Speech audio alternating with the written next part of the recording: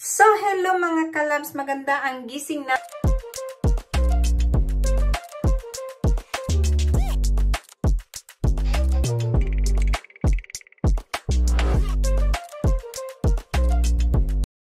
So, hello mga kalabs, maganda ang gising natin yung umaga na ito at ayan, nag-aano tayo ng ating mga wrinkles dyan. So, okay lang. Andito pa din ako sa bahay at nakasiklib pa din tayo. So, ayan, medyo okay na yung paa ko pero medyo masakit pa talaga. So, ayan, ako'y nagluluto. Dahan-dahan akong nagluluto, ako'y nagliligpit, naglilinis, nagtatanim. So, ayan po, dahil nga paborito ko talaga ang pagtatanim. So, ayan, mayroon na tayong tumutubo dito. Yan, oh, yan. Oh, 'di ba? Para siyang yan. Kaso lang marami tayong mga abubort dito sa ayan. Oh, so ito yung nilagay ko. Pero meron talaga siyang holder pero medyo mas mataas kasi ang ano niya, ang bukas niya pag kaso lang wala na palang tubig. So mag-aano tayo dito. Didiligan natin sila dahil parang at saka nga pala mga kalabs binisita. Tapos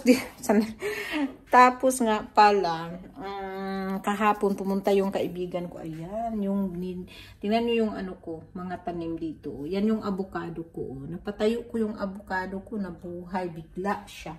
Ayan, so sobra. Masaya talaga ako kahapon. Ay, natumba. Ang ganda. Oh, yun, nakita nyo. Huwag nyo lang tingnan yung mga laman-laman ng ating table. Ayan, yung laman ng ating table. Meron tayo ditong dalawang klaseng grapes. Ayan. So, ayan, ang ganda. Oh, kasi ang ganda ng binigyan. Ayun po. Ang ginagawa ko pala ngayon is, pala ako yung juice, hindi na naman nilagay nung mag-ama ko sa fridge. Pero okay lang. Ako na lang ang maglagay. So, ayan po, dito ako sa bahay, nakaluto na ako. So, kung pagdating nila, mamaya ay sila'y gutom, meron na akong pagkain na nakahanda. Ayan po. At ang ginawa ko po is, nagsampay po ako, naglaba, lahat, ako dito sa bahay. Marami akong ginawa dito sa bahay. So, ayan, tapos, alam niyo ba pala yung saging, yung balat ng saging, wag na wag nyong itapon yan. Wag na wag nyong itapon kasi magandang fertilizer siya sa mga tanim. Ayan, so hindi ko yan tinapon at ilalagay ko yan doon sa mga bulaklak mamaya. Tapos, marami akong dapat gawin pero dahan-dahan lang kasi yung paa ko, ayan, maga pa din. Oh. Medyo maga pa din. Tingnan nyo yung paa ko at saka yung isang paa. Ayan, sandali lang ha. Oh, mas mabaga talaga ito. Mas mabaga talaga. So, dahan-dahan lang ako. Tinataas ko minsan. Tapos, kumakati man ilong ko eh. May incheck sigurong, nagchismis sa akin. Ayan, so, ayun, ang gagawin naman natin ngayon is naghihintay din ako sa isa kong mayroon akong nilagay. Tapos, doon sa labas, ayun yung nakasampay kong mga puti. At ito pala mga kalabs na nilinisan namin. Tapos, pati yung mga, tingnan nyo yung bulaklak ko. Ayan, yung bulaklak natin. Ito palang, ng mga itlog. Itong ng mga itlog. Wag na wag nyo itapon dahil napakabisang So, vitamins yan sa tanim. Ay, ang init. Oh, ayan. So, ito na yung nilagyan namin ng oil. Oh, diba? So, yung mga table doon, dapat ibalik na namin sila dito. At, dami naming dito sa labas. Kasi, tingnan nyo. Ayun naman yung binild namin doon. Ewan ko kung makikita nyo yung parang paganyan. Hindi ko alam. Hindi ko pa kasi na-dekorasyonan. Kaya hindi pa siya gaano nakikita. Tapos, ayan, yung mga laman dito sa terrace, nandyan. Kasi nga, at nilagyan namin ang oil ang aming terrace. O, iyan. So, nalagyan na ng oil yan. Ngayon, ibabalik namin yan mamaya kasi na-dry naman na. Tapos, ang gagawin naman, pag nabalik naman namin yan dyan, ang sunod naman is lawn mower naman kami. So, ayan yung patatas ko pala. yung patatas ko, mga bulaklak ko. Ang ganda ng mga bulaklak ko kaya. Kasing ganda ko. Ayan, so balik na tayo dun sa loob kasi masyadong mainit at hindi ako makakakita. Ayan, so dito naman, ang dami naming, ito naman ang gagawin ko is ilalagay ko sa chair, yung parang ika-cover ko sa chair. So, tatahiin ko siya. Kailangan ko ng sewing machine. So, magtatahi tayo ng, tapos yun na nga. At ang gagawin ko ngayon is, kakain ako, pero hintayin ko na lang si Daddy. Kasi, hindi pa ako kumain. So, kakain kami, then, i-prepare siya prepare niya yung yung dapat niyang i-prepare. And then, ako naman is, tutuloy ko itong ginagawa ko. So, ayun, wala kaming gaanong talagang magawa dahil sa sitwasyon ko. Pero, at least, okay na ako ngayon. Importante ay yung medyo nakakalakad na ako kasi nung last week talagang ang hirap ko pa maglakad. So, nung pagkatapos nung tinanggal yung mahaba yata. So, kumusta yung kilay natin? Kilay is life yan, pero ayan, so hindi ko pa nagawa yung bed namin. So, gagawin ko pa pala yung bed namin. Ayan. At hindi ko pa pala siya nagagawa. So, gagawin natin. Samahan nyo ako. So, ayan na nga. At ayusin natin ang ating kama. Ayan. So, bakit nagre-ring siya? Ito yung nilalagyan ko ng mga paapa ako. Mga paapa ako. Yung paa ko pag naglubat siguro yung aking parang naglubat yung aking, pero naka-charge na. Ayan na. So, dahil medyo malamig pa sa gabi, so mayroon pa kaming tick na ilalagay dyan. And then, at ayusin natin doon sa kabila. Ayan, so may mga pa kasi tayo dito. May mga unan dito sa paahan ko. Dahil yan nga ang pangpataas ng aking paa. Pag natutulog, so ilalagay natin siya dyan. At mayroon din tayong extra kumot dito. Ayan, so ganito lang tayo mag-ayos ng ating bed. Yan, madali lang ito i-ayos kasi nakaipit naman na siya. So, ayan, hugutin lang natin. Ayan. So, ayan mga kalabs. At hindi ako nakakalabas talaga ng bahay dahil nga pero mamaya kailangan naming lumabas dahil si Vincent, kailangan namin bilhan ng sapatos dahil mayroon silang athletics bukas. Yung sapatos niya hindi pang run, pang lakad lang. So, ang gagawin namin is bibilhan namin siya ng shoes. So, ayan. Ganyan lang kasimple yung ating pag-ayos ng ating bed. Ayan. Ayan. So, naayos na yan. Pwede na yan. Wala naman kami bisita. So, okay lang ganyan. Yan. Yan na. Naayos na yung ating bed. Ang gagawin naman natin ngayon is ay, halaka, nahulog na. Hala, nahulog yung ating Meron kasi akong selfie stick na nabili. Ang problema ay napakahirap siyang gamitin. Hindi ko maintindihan kung paano siya gamitin. So, hindi ko magamit-gamit. Ang ganda pa naman sana. Si David din marunong. So, yan lang. Tapos dami nating mga unan dyan tsaka yung isa kong kumot. Kasi, pag pagtawag nitong, pag sa gabi, yung paa ko, pag sumasakit, tinataas ko ng mga kumot. So, yun lang kasimple yung ating ayos ng Ayun, makulinot pa doon. Pero ayoko nang maglakad pa doon. So, yun lang mga kalabs. At patayin pala natin yung ilaw para makasave tayo ng electricity. So, ang dami kong dapat gawin. Kasi yung biyanan ko palang lalaki, darating siya sa 31 dahil sunduin niya si Vincent. So, kailangan kong linisin yung guest room. Pero dahan-dahan lang. At least may time pa naman akong maglinis, magligpit. So, hindi naman hari. Kaso lang, syempre, kailangan mo pa rin gawin. So, ayan, mag-init nga ako ng tubig at hindi na ako nakakainom ng Tapos pala, ako pala ay kulang ng vitamin D. So, pinainom pala ako ng aking doktor nito. Vitamin D 50 micrograms. So, inumin natin at saka dahil hindi ako umiinom ng gatas o kumakain ng yogurt. So, kailangan natin uminom ng calc. Yan. So, dahil matanda na tayo, kahit na namin na natin kailangan i-take. Ayan. So, ito magti-take tayo. Every single day natin ito inumin. Ayan. At ngayon pala, mag-aano tayo, mag-aano ako ng tanim, magdidelete tayo ng, nag-yellow yung ano ko dahil sa kurkuma. Ayun, mayroon ako dito magandang pangdilig ng halaman.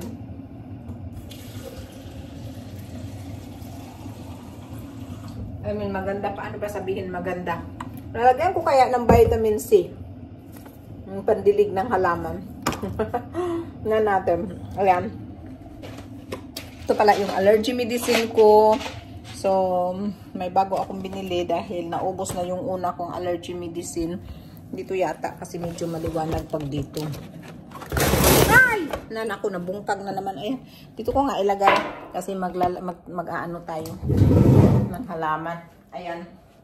So, kunin na nga natin itong panglinis na yan. Ito pala, mayroon siyang pangtungkod. Pero kaso lang masyado siyang magdilig muna tayo kasi dry na yung ating halaman. Yan. So, diligan natin. Kaya yata hindi tumutubo yung iba dahil dry. Kailangan wet siya. Ayan. So, para naman masubraan natin ng wet, maano naman yung tanim, malumos. Ayan. So, yan siya, ang ating tapos pwede natin siya, meron naman siya talagang tungkod, so yung tungkod, tapos mamayang gabi, kailangan ko siyang bibilhan ng mayroon pa nga akong salad na dapat itatanim, hindi ko pa natatanim.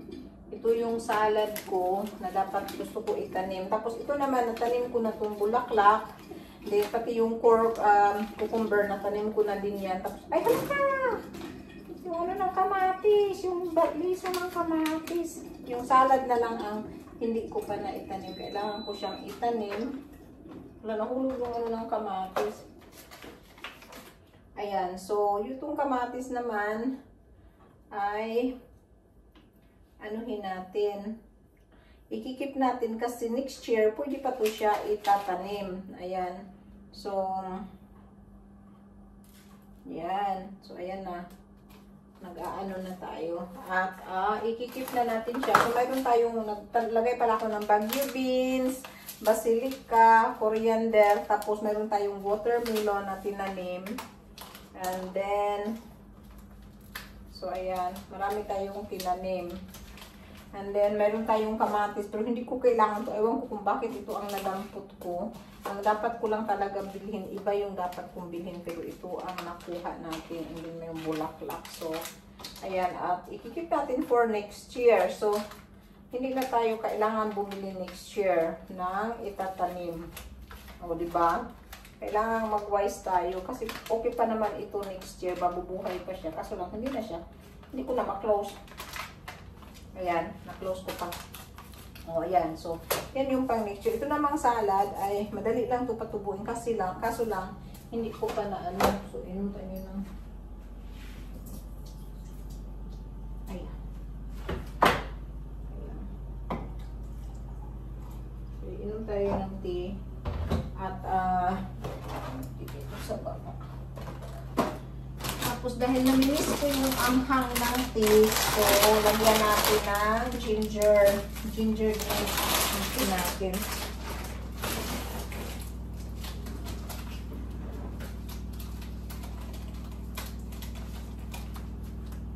Ayan. Meron na naman tayong isasampay maya kasi natapos na yung machine natin. Sa labas natin isampay kasi mainit. So, half lang ang ilagay ko. Pang taste lang yan siya. Hindi ko yung mga gamot natin. So, dyan lang yan sila mga gamot. Kasi hindi pwedeng mawala sa ano ko yung mga gamot. Dahil pag hindi ko yan nakikita, hindi ko na iinom. Ayan. So, kape muna tayo mga kalabs. Ayan. Kape pala ito. Tapos pagdating na asawa ko, kami kakain. Yan. Ito pala yung saging. Pero hindi ko siya pwedeng ilagay dito yung saging kasi maliliit pa yan. So, doon ko ilalagay sa mga bulaklak. Ayan. So, ang gagawin natin ngayon is ipiprepare natin ang table dahil darating na si Mr. at kakain siguro yun pagdating ba. So, ito pala yung ginawa kong tinapay. Ang grabe talaga yung tinapay. Ito pala yung yung tinapay na sobrang napakasarap siyang tinapay. Ayan o. May butas pa siya sa loob. Tapos napaka-crispy niya. So, yan yung bago kong recipe ng ating tinapay. Ewan ko nakita nyo sa vlog ko, yung pinakita ko. O kaya sa Facebook ko. Ayan. So, ito ang gagawin natin. Parating na yung asawa ko. Pero ang kakain ako ng ano pala kaming. Pero sasabayan ko siyang kakain. Yun, natapos na rin yung machine at magkikling-kling na yan mamaya. Ay, ano ba yan? Ano ba yung telephone natin na pataas? Ayan. Ayan. So, sabayan ko siyang kumain. Ito na may pinlansya ko to. Dahil isusuot ni Vincent ito sa kanilang ano bukas. Ay, tinawag ako ng machine ko. Sandali lang, patayin ko lang yung machine ko. So, ang dami kong isasampay. Ang dami kong isasampay doon sa labas. Ayan. Marunong ba kayo mag-ano ng ano? So, ito naman yung basilika. Minsan bumibili ako sa tindahan. Kasi, napaka-ano nga. Ayan, tingnan, may ano na siya, ugat na siya. So, pinapatubo ko lang siya muna. Tapos, pag natubo na siya, ililipat ko siya sa isang malaking ano. And then, ayun, anuhin na lang yung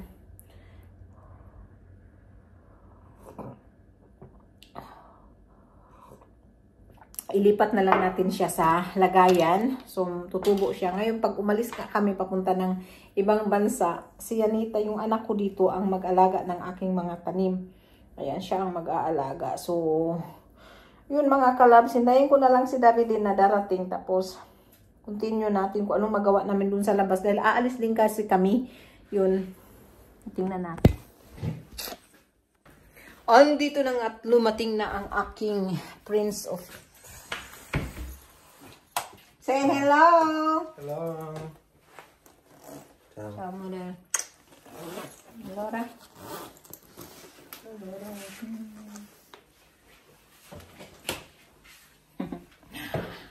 So, andito na siya. Do you want to eat? Si. So, we will eat now.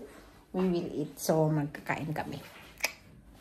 So, alam niyo ba kung saan ako nakarating? Nakarating ako dito sa airport. Dito ako ngayon sa airport kasi aalis yung friend ko na matagal ko na hindi nakita. Kaya sabi ko sa kanya, mag-meet man lang kami kahit one coffee. Madali lang kasi aalis na rin yung train niya. Kaya ayun pala yung railway station. So, dyan siguro siya aakyat. So, hihintayin ko lang siya. Dahil wala pa siya. Akala ko kasi nandito na siya. So, yun, ang gawin is hintayin ko siya dito. Ayan, ito yung airport dito sa amin. So, nandito kami. Magkukopi lang kami ng madalian. And then, ayan, diba? So, nakarating din kayo sa airport.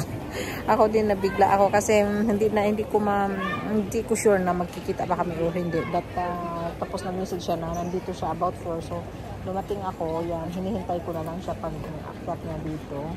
And then, titingnan natin kung ano oras siya darating. Sabi niya darating daw siya ng mga 4. Kaya, tingnan natin. Hintayin ko lang siya. Wala pa naman ako nakikita. Ayan. Ayan. Daming tao dito. Ang daming nagsidatingan. Ayan. Ayan. Ang daming nagsidatingan ng mga tao. So, ito yung dito. Kasi busy time talaga. Na-traffic na ako. Na-traffic talaga ako. Akala ko nga hindi ako makarating ng maaga. Pero mas nauna pa ako sa kanya. Ayan. So, tingnan na lang natin mamaya. Hintayin ko siya kung saan siya. And then, tawag nitong sunduin ko siya. Makikita ko siya kasi nandyan yung train station. So, siguro dyan siya aakyat. Hindi ko kasi hindi ako marunong mag-train papunta dito. So, tingnan na lang natin. Hintayin ko lang siya. Parating na yun. Kasi sabi niya mga 10 minutes. So, nandyan na yan.